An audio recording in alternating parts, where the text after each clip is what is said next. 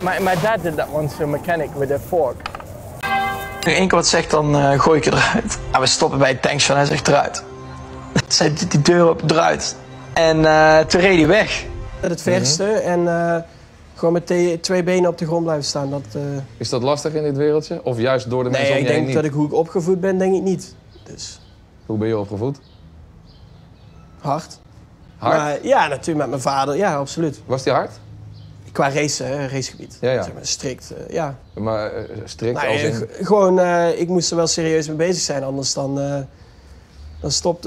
wou hij ermee stoppen. En ik moest wel alles ervoor over hebben, zeg maar. Terwijl de andere kinderen voor leuk beetje spelen, weet je wel. Ja, maar ik zeggen, wat heb jij ervoor gelaten allemaal? Want je moet ook offers brengen, toch? Misschien voel je dat helemaal niet zo, omdat je doet wat je het leukste vindt, maar...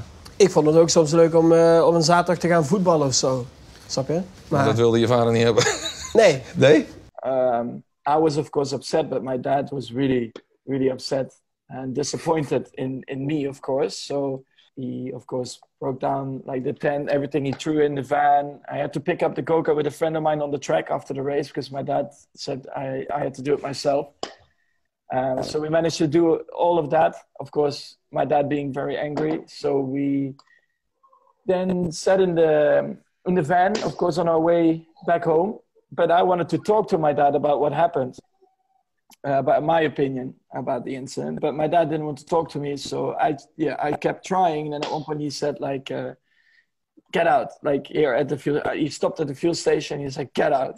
I don't want to talk to you anymore. Something. And after Wednesdays after school, because school was finished at 12, we went to the go-kart track, and it was in the wintertime. It was freezing, so I let the van run so he could warm up, and then we did 10 laps. Cold. I said, okay, go warm up. And then 3 minutes later, where is he now? I said, come on, drive. I'm still cold. I said, I don't care, drive.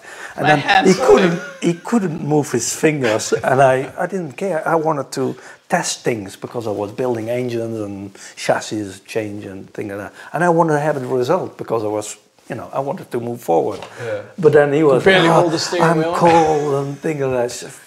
And then when the fingers warm up, then again, and that's very painful. And I said, shut up, you're all... Trying to make me tough, I think.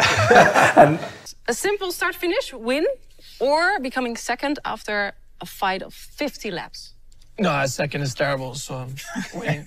It's the first loser, so that's not... Okay, that's obvious. I'm not second today, then. First loser. My dad always told me first loser triggered me, it's not nice.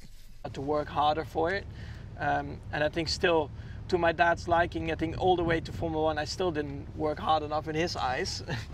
I was just getting started in Formula Renault 2 liters testing, and then I got invited for an F3 test, and it was a lot tougher. So after a few runs, I could not keep my head up, and then my dad, I needed like padding on the side in Valencia, and also because it was anti-clockwise, so it made it even worse.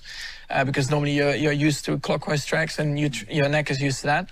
And then my dad called it a pussy pad. Since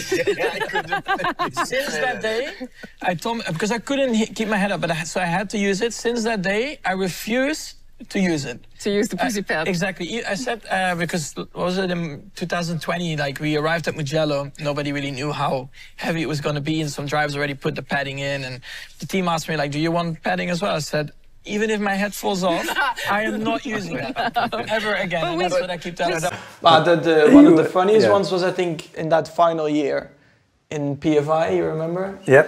And World Championship. First session. Yeah, I was driving like a potato, I swear. It was really bad. I said, fuck, what is he doing? So I called him in. I was always on the tracks. So he came back and there was trouble. So he would stand up and I really smashed him on his helmet here. Bang! And he was like... All the mechanics around were like, what happened there? And then, and I said, what are you doing? He said, we're here, it's World Championship, and I think we can win it. If you don't drive normal, we go home. I pack up everything. Is it something that your father and your mother, as racers, have said to you, Max, look, you're going to be a champion, and when you are a champion, people are going to praise you and criticize you in equal measures? My dad never said I was going to be a champion. He was always the opposite. He would tell me I was going to be a truck driver or like a bus driver. Really? Yeah, because he was always... in a good way, I think, you know, putting the, like pressure, but making me realize that what I was doing at the time was not enough. You know, I was winning my races and stuff, but he said it's not enough to be successful in Formula One, because it's not, you can't rely on your talent only to be the best. Not only for me, but for my whole family, because they also had to live for me, because my dad was away a lot. It probably cost the marriage, and also my sister, you know. Thanks for watching. Comment, subscribe below, kind of around my sternum, in between my cleavage, that area. Write your comments there.